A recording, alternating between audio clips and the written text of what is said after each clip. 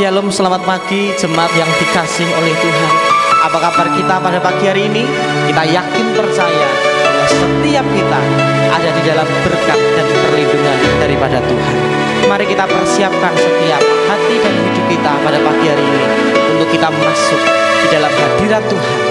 Kita rasakan bahwa jamahan Tuhan ajaib dalam setiap kehidupan kita. Terima kasih Tuhan.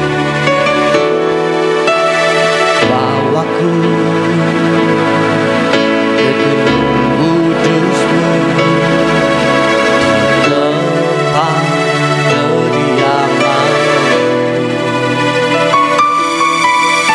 yang kemuliaan melingkupi hidupku, jiwaku kan dipuaskan.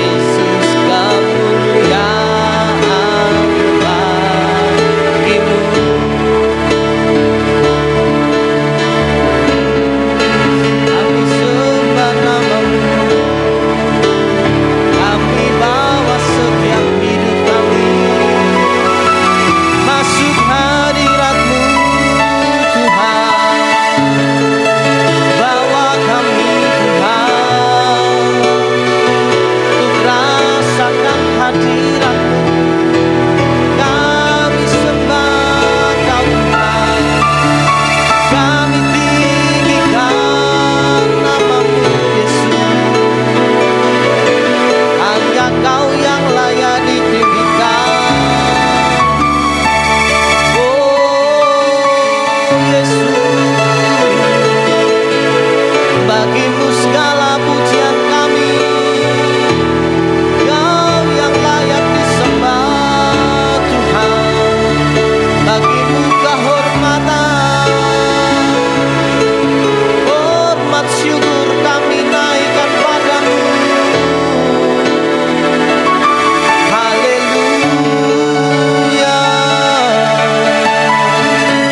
Kiara la la la la la la la la la baka kaya la la la masih kiara la la la la la masih kina la la la la masih kiara la la la la la la masih. Engkaulah Tuhan kami, Kaulah Raja dalam hidup kami. Kuasa-Mu mengalir Tuhan, Kau yang layak dimuliakan, Kau yang layak disembah. Terima kasih Tuhan. Oh, biar pagi hari ini Tuhan, kami bawa setiap penyembahan kami, kami bawa setiap hidup kami di hadirat-Mu Tuhan. Shikiara la la la la la la la, shikiara la la la la masih. Terima kasih Tuhan. Haleluya Yesus. Terima kasih Tuhan. Haleluya. Terima kasih Tuhan. Sebab itu ku memuji-Mu, Engkau Allahku, Tuhan selalu puji dan angkat tangan. Sebab-Mu tinggikan nama-Mu, Yesus kemuliaan bagi-Mu. Sebab itu ku memuji-Mu, Engkau Allahku, Tuhan selalu puji dan angkat tangan. Sebab-Mu tinggikan nama-Mu, Yesus kemuliaan bagi-Mu. Yesus kemuliaan bagi-Mu, Yesus kemuliaan bagi-Mu. Biar segala kemuliaan syukur kami naikkan di hadapan-Mu Tuhan. Karena pagi hari ini kami bersyukur buat kasih setia-Mu dalam hidup kami. Sebentar Tuhan kami akan merenungkan kebenaran-Mu. Biarlah Kau urapi setiap kami, urapi hamba-Mu yang menyampaikan kebenaran-Mu. Biarlah setiap hati kami akan terus terpaut akan kebenaran-Mu Tuhan. Dalam nama Yesus kami siap buka hati kami. Haleluya, amin. Shalom, selamat pagi jemaat yang dikasihi oleh Tuhan. Mari pada pagi hari ini saya mengajak kita semua untuk kita merenungkan akan kebenaran firman Tuhan. Karena kita yakin percaya bahwa firman Tuhan itulah yang akan senantiasa menuntun di dalam setiap langkah hidup kita. Pada pagi hari ini kita akan belajar mengenai subtema, yaitu Roh Kudus adalah sumber hikmat Allah. Roh Kudus adalah sumber hikmat Allah. Tentunya kita percaya bahwa setiap kita yang sudah ditetapkan untuk menjadi mempelai Kristusnya Tuhan, kuasa Roh Kudus itu harus tinggal dan harus ada di dalam setiap kehidupan orang percaya, termasuk kita sebagai anak-anak Tuhan. Pada pagi hari ini Roh Kudus diberikan Tuhan untuk memampukan setiap kita untuk kita melewati setiap aktivitas aktivitas, setiap kehidupan kita, bahkan setiap pelayanan yang Tuhan percayakan di dalam setiap kehidupan kita. Mari pada pagi hari ini kita akan bersama-sama membuka di dalam 1 Korintus pasal yang kedua, ayat yang ke-6 dan ayat yang ke-7. 1 Korintus pasal yang kedua, ayat 6 dan ayat yang ke-7. Demikianlah firman Tuhan. Sungguh pun demikian kami memberitakan hikmat di kalangan mereka yang telah matang, yaitu hikmat yang bukan dari dunia ini dan yang bukan dari penguasa-penguasa dunia ini, yaitu penguasa-penguasa yang akan ditiadakan. Tetapi yang kami beritakan ialah hikmat Allah yang tersembunyi dan rahasia, yang sebelum dunia dijadikan telah disediakan Allah bagi kemuliaan kita. Amin. Dari pembacaan firman Tuhan pada pagi hari ini, tentunya kita tahu bahwa di dalam 1 Korintus pasal yang kedua, ayat 6 dan ayat yang ke-7, kita tahu bahwa Rasul Paulus ini menekankan akan pentingnya hikmat Tuhan di dalam setiap kehidupan orang-orang percaya, terkhusus di kota Korintus pada waktu itu. Kalau kita melihat sekilas akan latar belakang, akan setiap kehidupan jemaat-jemaat di Korintus ini, Bapak Ibu Saudara, tentunya kita mengerti bahwa jemaat-jemaat di Korintus ini merupakan orang-orang yang secara perekonomian mereka cukup. Bahkan hidup mereka itu diisi dengan foya-foya, kemewahan, kemegahan. Bahkan kalau kita perhatikan di dalam kemegahan jemaat-jemaat di Korintus itu, mereka melakukan dosa, ada prostitusi, ada penyelewengan akan dosa. Tetapi Bapak Ibu Saudara, kita melihat bahwa di tengah-tengah keterpurukan, di tengah-tengah kemegahan, kemewahan akan jemaat-jemaat di Korintus, ternyata terdapat jemaat-jemaat yang tetap mempertahankan imannya kepada Tuhan. Sehingga kalau kita melihat di dalam 1 Korintus pasal yang pertama ayat 14 dan ayat yang ke-16, bagaimana di situ kita melihat bahwa Rasul Paulus ini memberikan akan setiap pelayanannya kepada mereka, secara khusus bagi jemaat di kota Korintus. Kalau kita melihat di dalam 1 Korintus pasal yang pertama ayat 14 dan ayat yang ke-16, bagaimana ini merupakan satu bukti bahwa akibat dari pelayanan yang dikerjakan oleh Rasul Paulus di tengah-tengah kemewahan, di tengah-tengah kefoya-foyaan dari jemaat di Korintus ini, tetapi masih ada jemaat yang tetap mempertahankan hidupnya untuk mereka setia kepada Tuhan. Mari kita baca di dalam 1 Korintus pasal yang pertama ayat 14 dan ayat 16. Demikian firman Tuhan. Aku mengucap syukur bahwa tidak ada seorang pun juga di antara kamu yang aku baptis selain Krispus dan Gaius. Juga keluarga Stefanus aku yang membaptisnya, kecuali mereka aku tidak tahu. Entahlah ada lagi orang yang aku baptis. Amin. Dari dua ayat ini kita tentunya mengerti Bapak Ibu Saudara, bagaimana pelayanan yang dilakukan oleh Rasul Paulus khususnya bagi jemaat-jemaat di kota Korintus yang tetap mempertahankan iman percayanya kepada Tuhan, di mana mereka ini meminta untuk dibaptis oleh Rasul Paulus sebagai tanda mereka percaya menerima akan hikmat yang daripada Tuhan. Tentunya dari 1 Korintus pasal yang kedua ayat 6 dan ayat 7 ini kita dapat melihat bagaimana setiap kehidupan jemaat-jemaat di kota Korintus yang tetap mempertahankan imannya kepada Tuhan. Kalau bisa kita pergambarkan, mereka ini adalah jemaat yang minoritas Bapak Ibu Saudara, di tengah-tengah kehidupan yang kemewahan, di tengah-tengah kefoya-foyaan, tetapi mereka tetap mempertahankan imannya kepada Tuhan. Pada pagi hari ini kita dapat melihat dari 1 Korintus pasal yang kedua ayat 6 dan ayat ke-7, kita dapat mengerti bahwa untuk mendapatkan hikmat yang daripada Tuhan, yang merupakan sumber kekuatan di dalam setiap kehidupan kita sebagai orang-orang percaya, tentunya tidak mudah Bapak Ibu Saudara. Tentunya ada syarat-syarat yang harus kita kerjakan.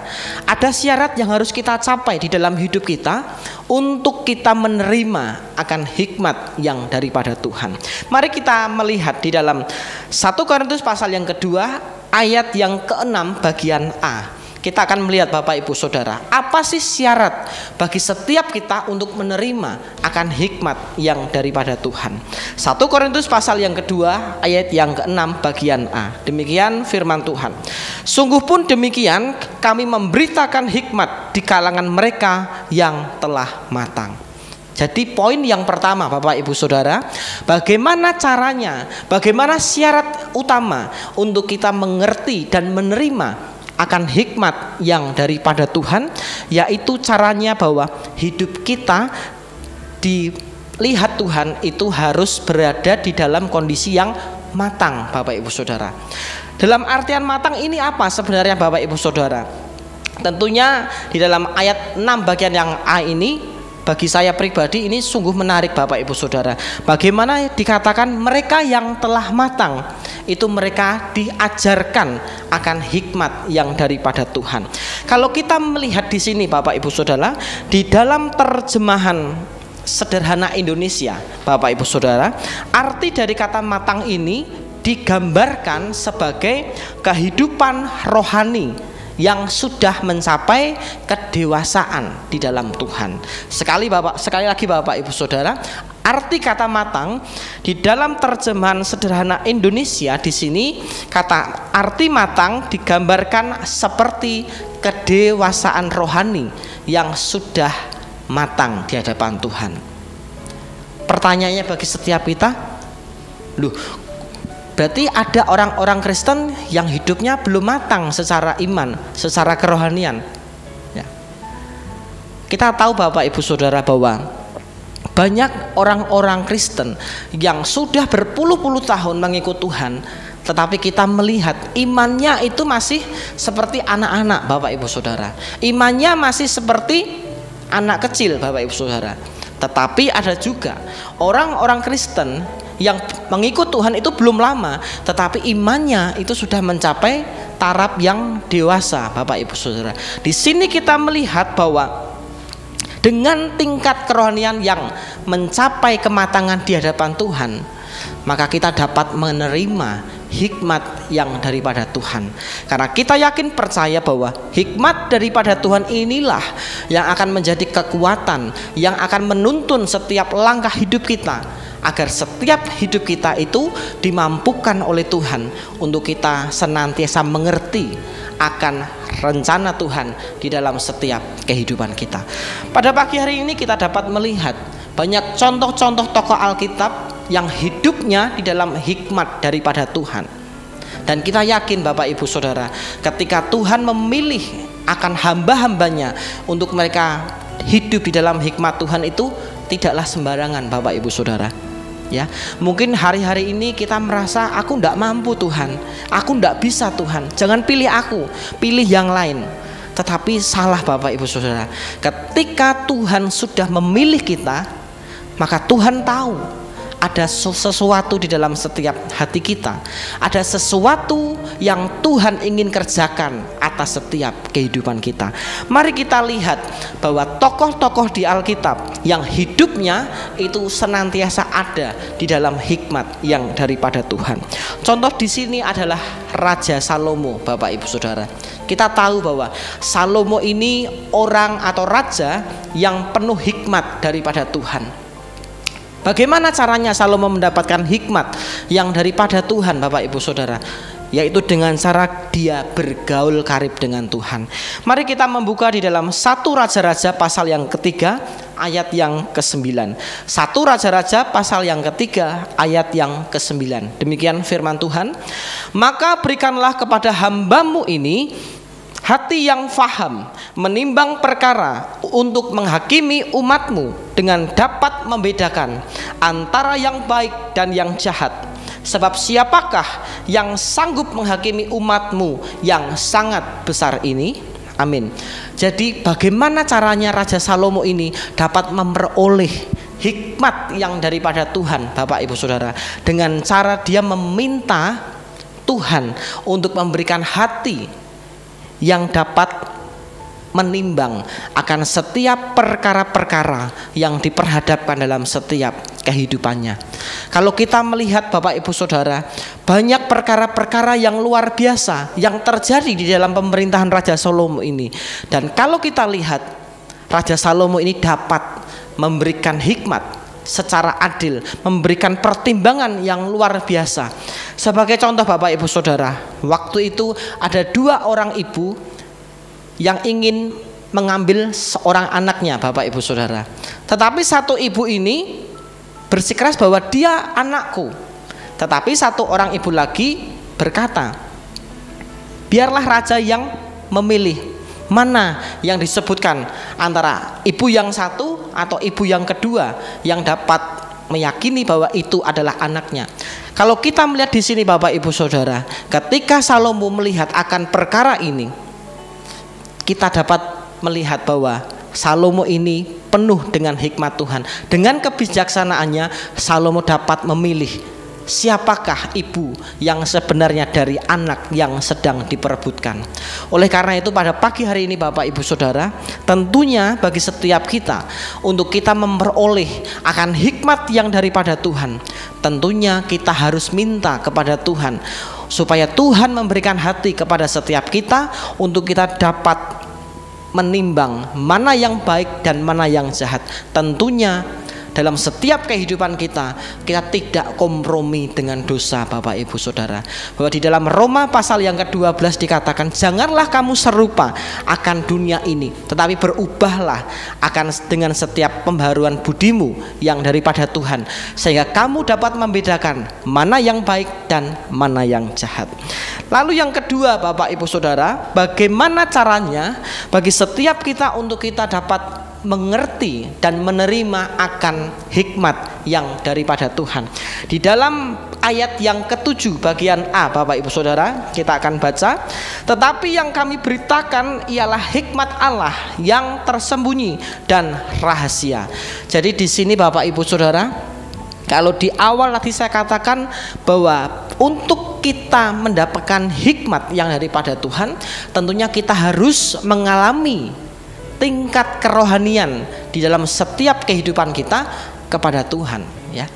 Jadi setiap orang yang percaya kepada Tuhan, yang sudah mengalami kasih dan anugerah daripada Tuhan, tentunya di dalam setiap kehidupan kita dapat mengerti, oh ternyata Tuhan ini ingin berperkara dalam setiap kehidupan kita. Oh ternyata Tuhan itu maunya seperti ini atas setiap kehidupan kita.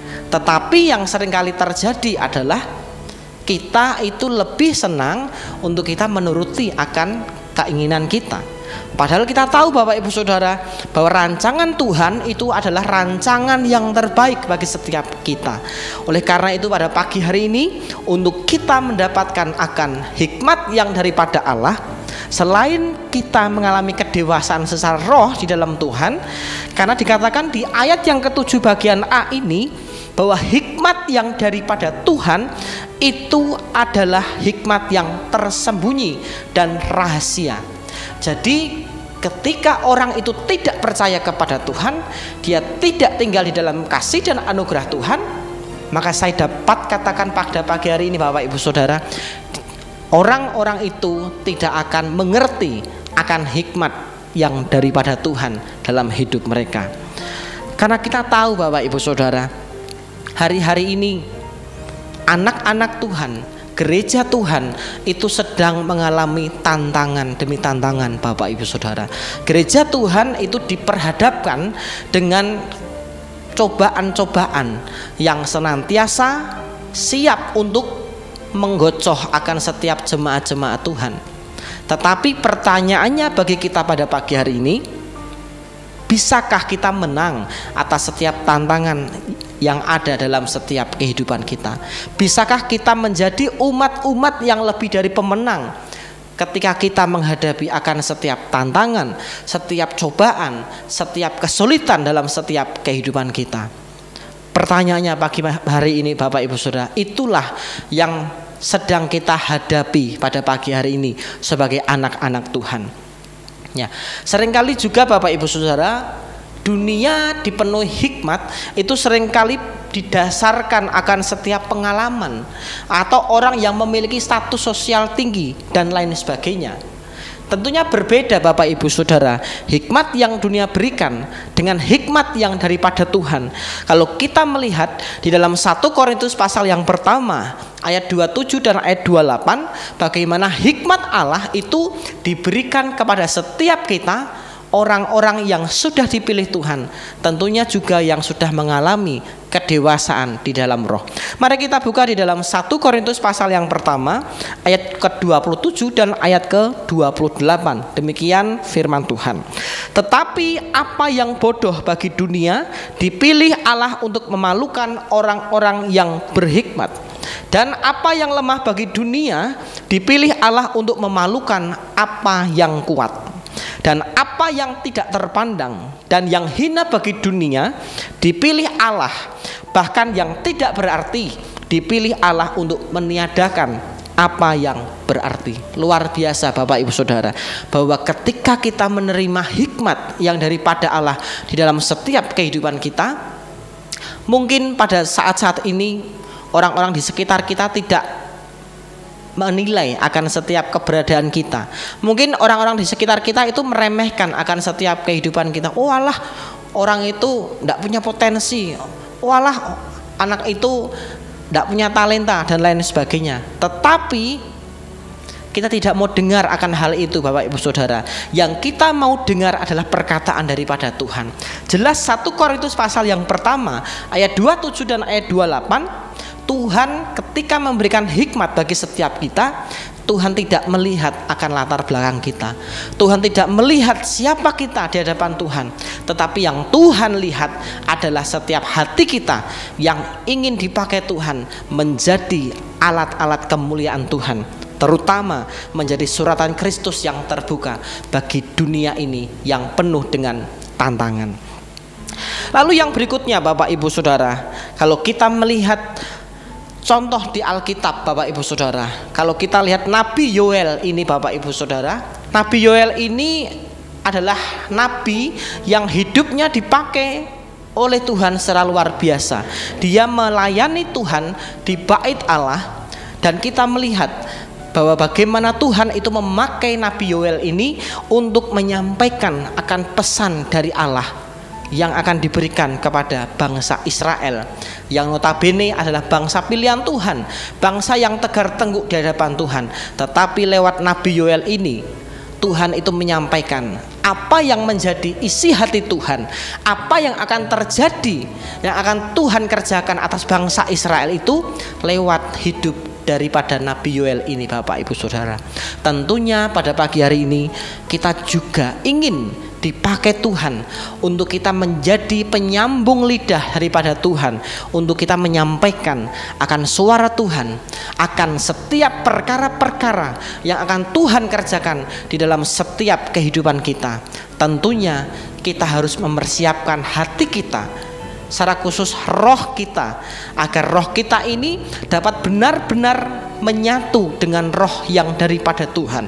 Ketika roh kita dan roh Tuhan itu saling bekerja sama, maka kita yakin bahwa ada satu perkara yang luar biasa yang Tuhan kerjakan dalam setiap kehidupan kita.